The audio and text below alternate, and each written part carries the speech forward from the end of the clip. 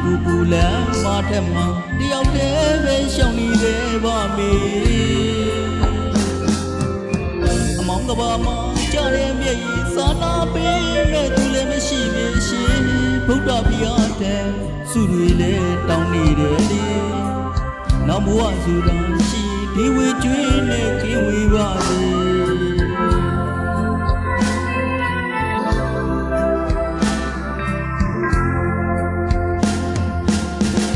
ဝကံကမွေအချီမလာတဲ့ကျွန်တော်တို့ဘဝတွေရှိဘဝကံရဲ့ဖန်လာလီကြတော့လေဝိကျွေးရှိကြည်ပါစေကွယ်အများတကားရီချာမယ်အားငယ်စိတ်ကလေး